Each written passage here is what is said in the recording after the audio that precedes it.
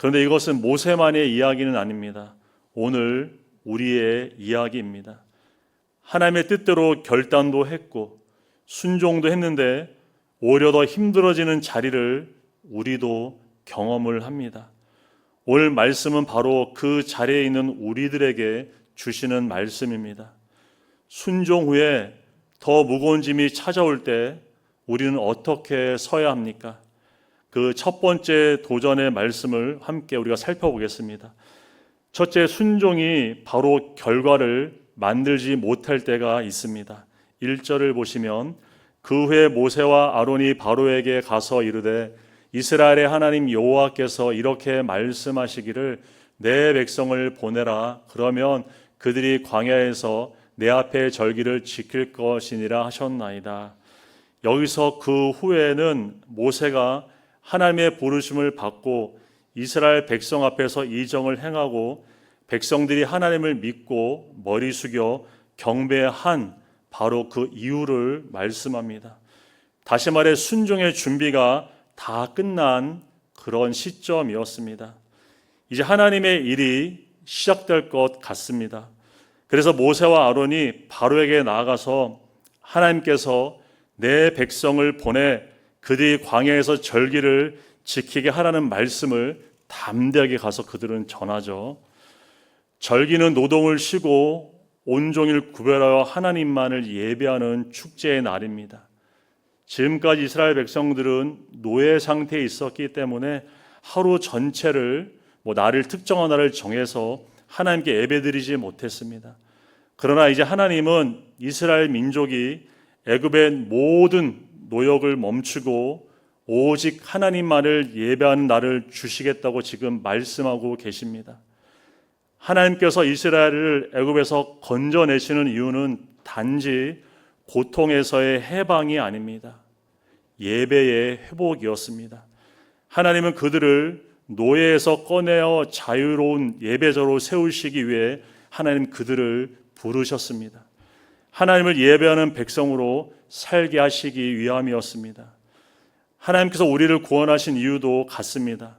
단지 우리를 지옥에서 벗어나게 하기 위함이 아니라 하나님을 예배하는 삶을 예배자로 살게 하시기 위해서입니다.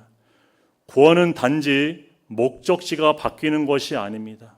존재가 바뀌는 것입니다. 그럼 예배는 선택이 아니죠. 또한 예배는 단지 의무도 아닙니다. 구원받은 자의 존재의 이유가 바로 우리들의 예배입니다. 오늘날 교회의 문제는 바로 주일이 무너지고 있다는 사실입니다. 과거에는 어땠나요? 주일이 삶의 중심이었습니다. 모든 일정을 주일을 기준으로 해서 움직였습니다. 그러나 지금은 어떻습니까? 주일이 여러 선택지 중에 하나가 되어버렸습니다. 여행과 취미와 일이 예배보다 앞서기도 합니다. 그러나 이것은 단지 생활 패턴의 문제는 아니죠. 예배에 대한 신앙의 문제입니다. 구원받은 자는 예배하는 자로 살아가는 사람들입니다. 주일이 온전히 회복되고 또한 예배가 우리의 삶의 중심이 되는 그런 믿음의 삶을 살아가기를 간절히 소원합니다. 본문으로 돌아와서 모세와 아론의 말을 들은 바로가 이렇게 반응합니다. 2절을 보시면 여호와가 누구이기에 내가 그의 목소리를 듣고 이스라엘을 보내겠느냐? 나는 여호와를 알지 못하니 이스라엘을 보내지 아니하리라.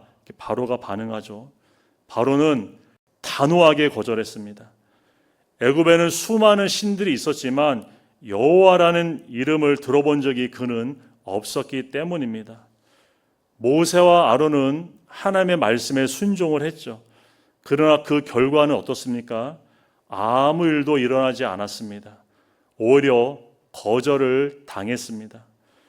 우리의 삶도 이런 순간들이 있습니다. 순종했는데 아무런 변화가 없습니다. 기도했는데 어떤 응답도 보이지 않습니다. 믿음으로 결단하고 나아갔는데 문제는 그대로 있습니다. 그럴 때 우리는 어떻습니까? 낙심이 들기도 하고 또 우리가 또한 또 실망도 들기도 하죠. 그러나 우리가 기억해야 할 것은 순종의 결과가 항상 즉시 우리 가운데 나타나는 것은 아니라는 사실입니다. 갈라디아서 6장 9절은 이렇게 우리에게 말씀합니다. 선을 행하되 낙심하지 말지니 때가 이르면 거두리라. 결과가 더디게 보일 뿐 하나님의 때는 반드시 온다고 성경은 우리에게 말씀하고 계십니다. 단지 눈에 보이지 않는다고 하여 하나님이 일하시지 않는 것은 아니라는 것이죠. 중국에 모소 대나무라는 대나무가 있습니다. 이 대나무는 4년 동안 거의 자라지 않는다고 그래요. 눈으로 보면 멈춘 것 같고 실패한 것처럼 보입니다. 근데 5년째가 되면 놀라운 일이 일어나는데 하루에 30cm씩 6주 만에 15m가 훌쩍 자란다고 합니다. 보이지 않는 4년의 시간 동안 이 대나무는 아무것도 하지 않은 것이 아니라 땅 아래 보이지 않는 곳에서 깊이 뿌리를 내리고 있었던 것입니다. 하나님의 일하심도 이와 같습니다. 하나님은 겉으로 드러나는 열매보다 보이지 않는 뿌리를 먼저 만드시는 분이십니다. 그래서 어떤 순종은 바로 열매가 맺히지 않기도 하죠. 그러나 하나님은 결코 멈추지 않으십니다. 하나님의 때를 준비하시면서 가장 깊은 곳에서 우리 가운데 하나님 일하고 계십니다. 바로의 거절 앞에 모세와 아론은 어떻습니까? 전혀 낙심하지 않았어요. 왜냐하면 이미 하나님께서 이것을 말씀하셨기 때문입니다. 출애굽기 3장 19절에 내가 아노니 강한 손으로 치기 전에는 애굽 왕이 너희가 가도록 허락하지 아니할 것이다. 하나님 먼저 알려주셨죠. 바로의 거절조차 하나님의 계획 안에 있었습니다. 모세와 아론은 이렇게 보이는 상황이 아니라 말씀을 기준으로 그들은 반응했습니다. 그래서 다시 한번 바로에게 말을 하죠. 3절을 보시면 그들이 이르되 히브리인의 하나님이 우리에게 나타나셨은즉 우리가 광야로 사흘길쯤 가서 우리 하나님 여호와께 제사를 드리려 하오니 가도록 허락하소서. 여호와께서 전염병이나 칼로 우리를 치실까 두려워하나이다.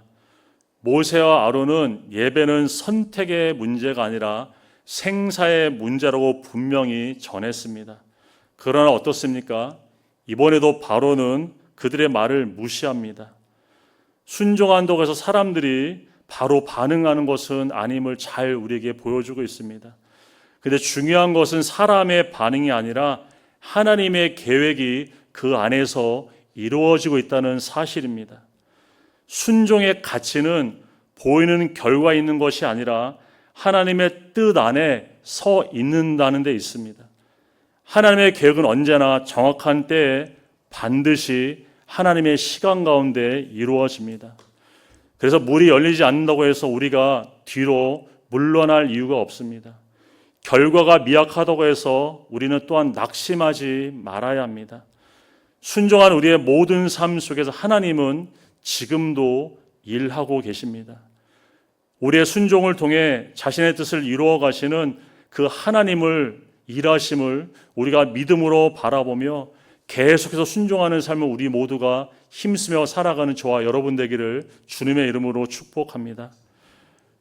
둘째, 순종의 결과가 더 무거운 짐으로 돌아올 때가 있습니다. 4절을 보시겠습니다. 애굽 왕이 그들에게 이르되 모세와 아론아 너희가 어찌하여 백성의 노역을 쉬게 하려느냐 가서 너희의 노역이나 하라. 바로는 모세와 아론을 어떻게 보고 있습니까?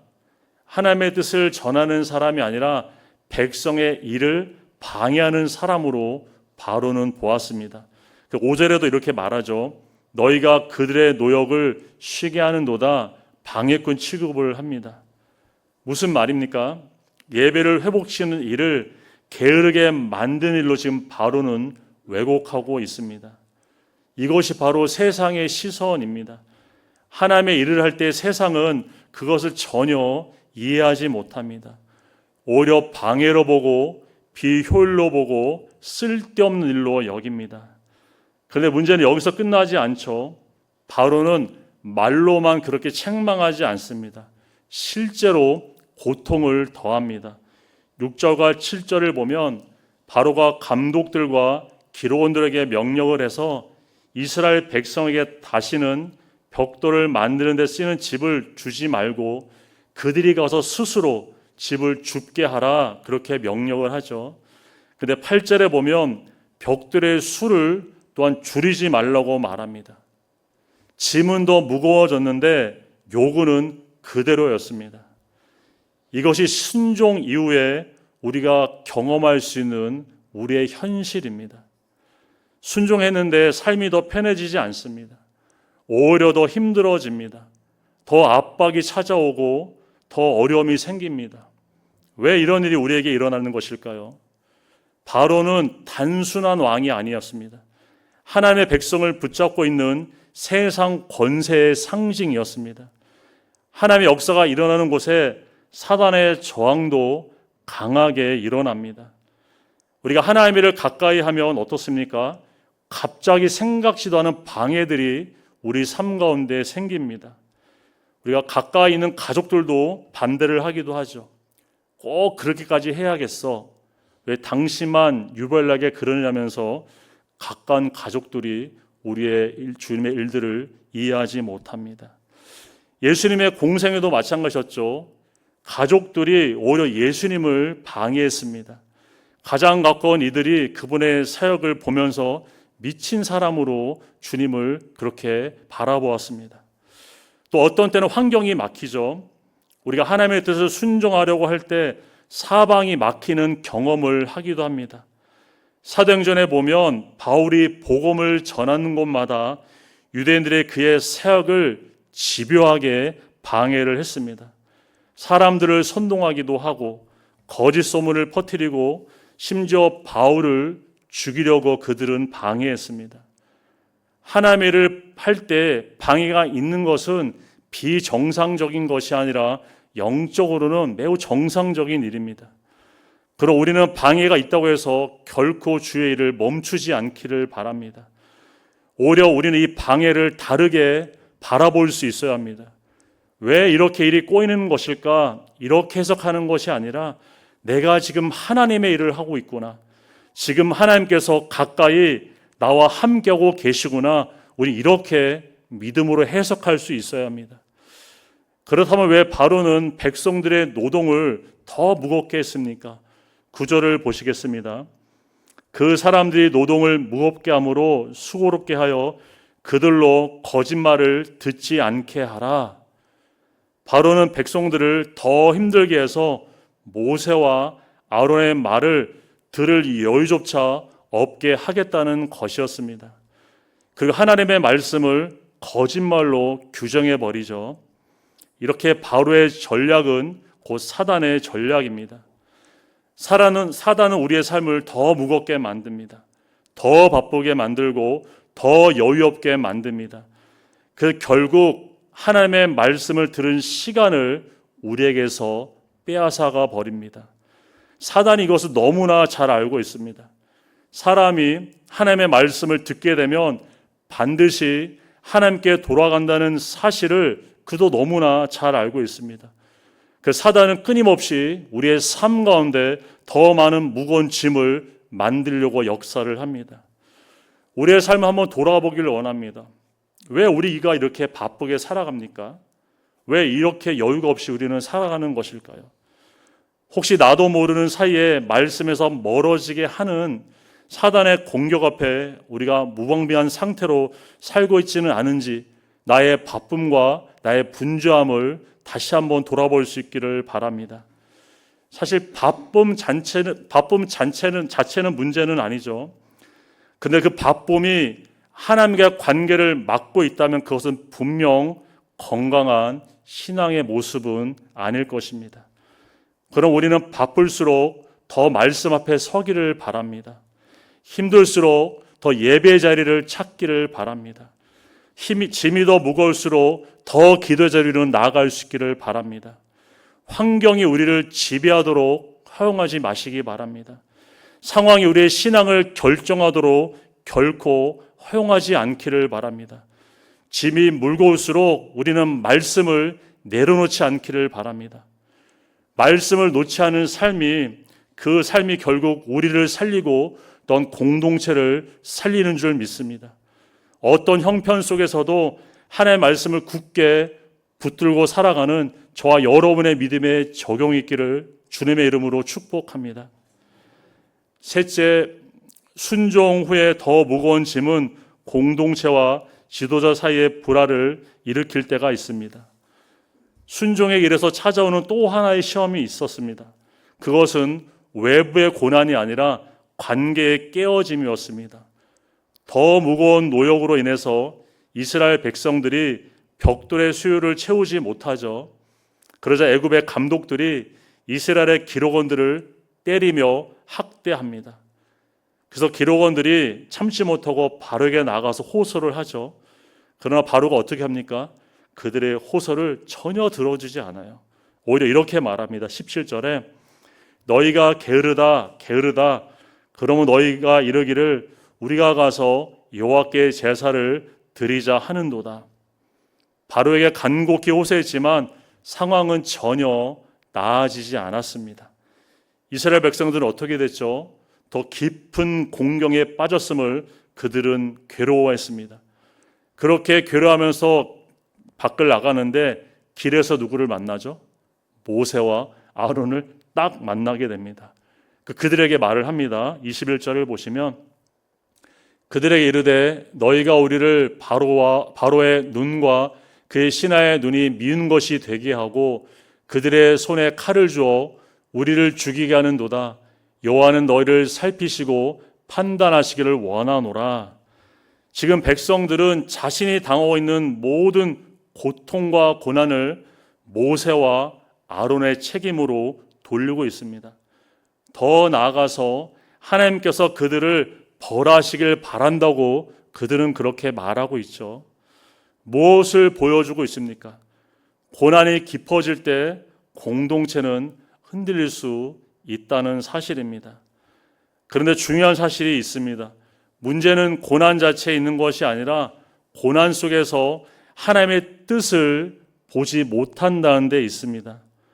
고난 자체가 공동체를 무너뜨리는 것이 아니라 하나님을 보지 못할 때 공동체는 흔들리고 무너집니다. 원래 백성들이 싸워야 할 대상이 누구입니까? 모세와 아론인가요? 바로이죠.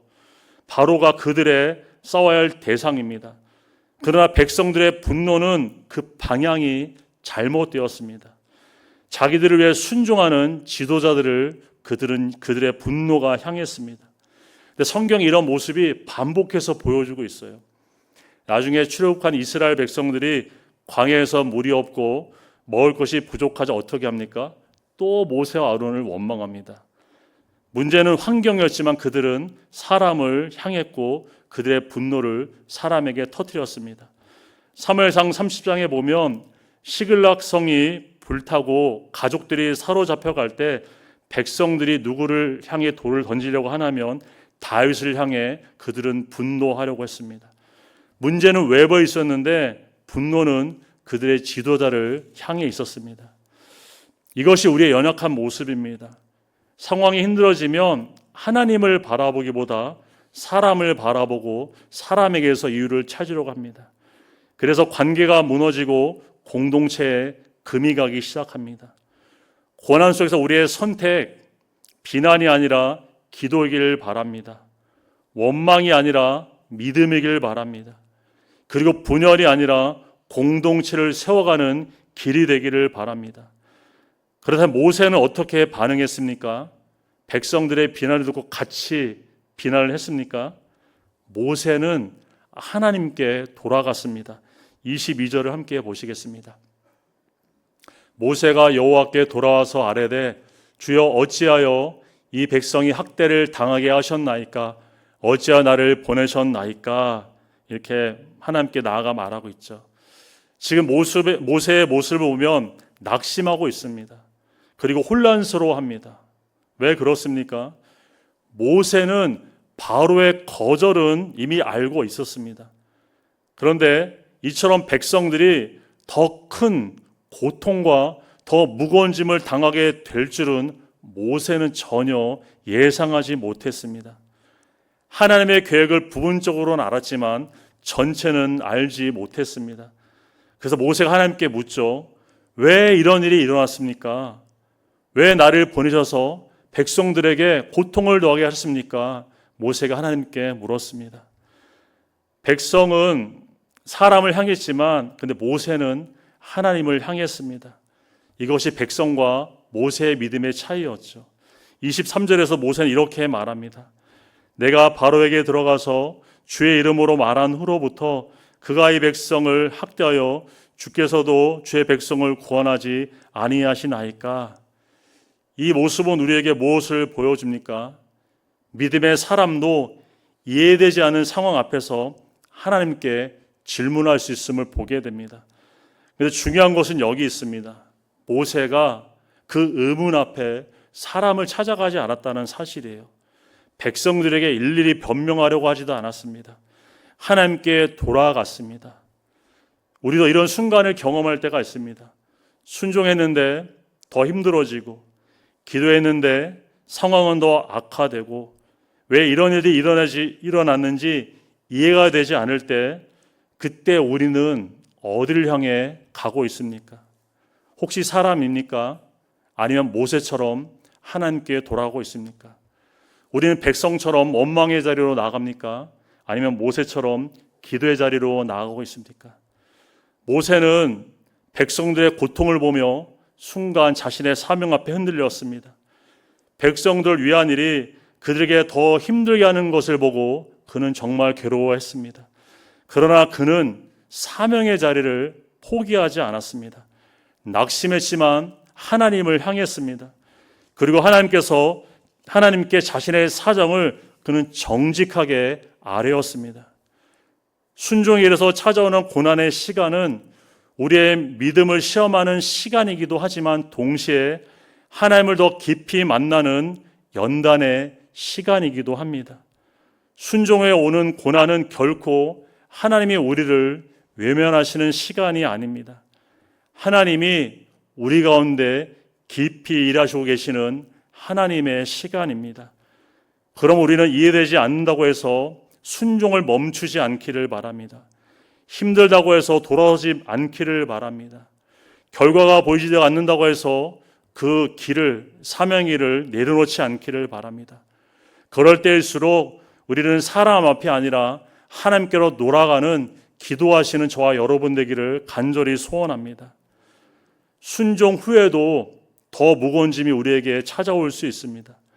그 결과 공동체의 분열과 관계의 어려움도 우리 가운데 생길 수 있습니다.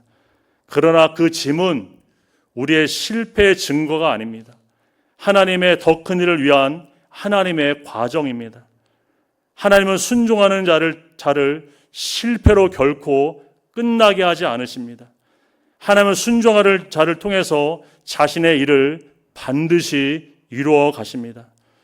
모세의 기도는 사명을 포기하기 위한 기도가 아니었습니다. 오히려 사명을 붙들기 위한 그의 기도였습니다. 그는 힘들었지만 도망치지 않았습니다. 혼란스러웠지만 사명의 자리를 떠나지 않았습니다.